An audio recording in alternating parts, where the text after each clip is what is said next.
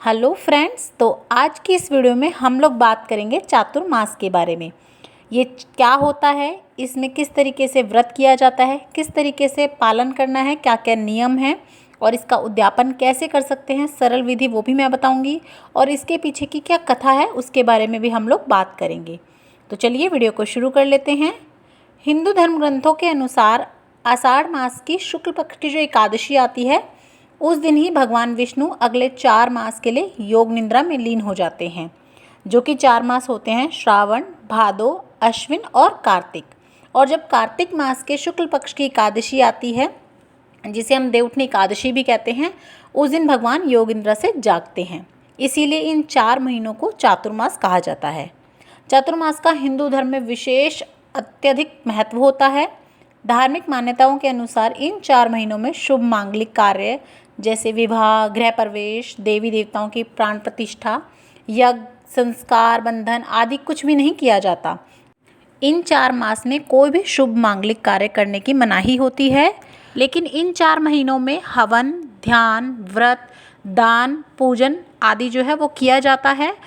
देवशयनी एकादशी पर भगवान विष्णु शयन के लिए पाताल लोक में चले जाते हैं और संसार की पूरी जिम्मेदारी भगवान शिव उठाते हैं। इसीलिए चातुर्मास के पहले महीने में भगवान शिव की पूजा आराधना करना लाभदायक माना जाता है। पद्म पुराण के अनुसार जो इंसान चातुर्मास में सभी नियमों का पालन करता है तथा संयम बरतता है, उसे पुण्य फल की प्राप्ति होती है। तो अगर 4 महीने का व्रत रखते हैं तो 4 महीने का रख सकते हैं, नहीं तो आप खाली एक सावन मास और एक कार्तिक मास, इन 2 का या उनमें से भी किसी एक का व्रत भी रख सकते हैं। और व्रत करने के कुछ नियम हैं, उनका भी पालन ज़रूर करना चाहिए। व्रत करने वाले को सुबह प्रातःकाल उठना चाहिए सूर्योदय से पहले, और फिर नहा धोकर स्नान आदि कर कर भगवान का पाठ पूजन करना चाहिए। व्रत में केवल एक ही समय भोजन करना चाहिए और भोजन में प्याज, लहसुन आदि का प्रयोग नहीं करना चाहिए। मांस, मदिरा का भी सेवन नहीं करना चाहिए। ब्रह्मचर्य का पालन करना चाहिए और हो सके उतना भगवान का नाम जप करना चाहिए। और 4 महीने आते हैं तो उन 4 महीनों में आपको कुछ चीज़ें हैं जो वर्जित बताई गई हैं, जैसे कि श्रावण मास में हरी पत्तेदार सब्जियों की मनाही बताई गई है, नहीं खानी चाहिए। भादों में दही नहीं खानी चाहिए। अश्विनी मास में हमें दूध नहीं पीना चाहिए और कार्तिक मास में दाल को नहीं खाना चाहिए। और जो इन 4 महीनों में है वो भगवान की भी अलग अलग पूजा करनी चाहिए।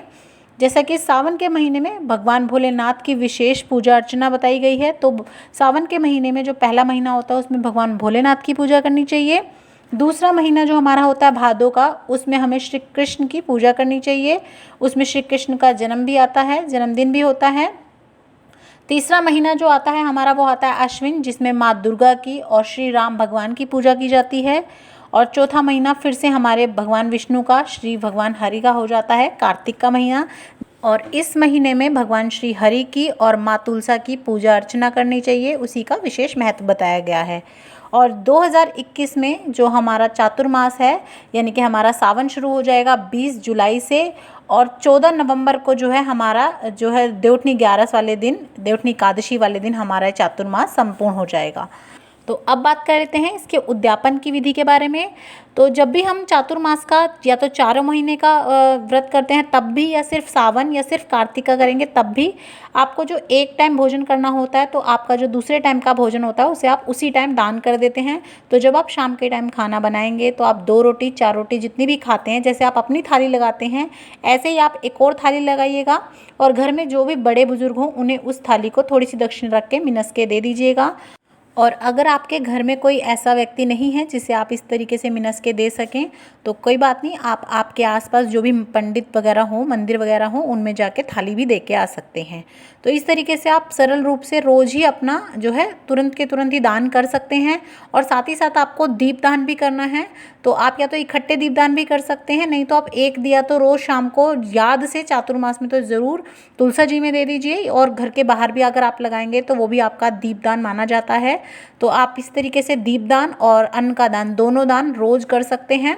और आप इकट्ठे एक साथ 1 साल के दीपदान कैसे कर सकते हैं एक ही दिन, उसकी भी वीडियो मैंने चैनल पे डाल रखी है, आप जाके वो भी चेक कर सकते हैं।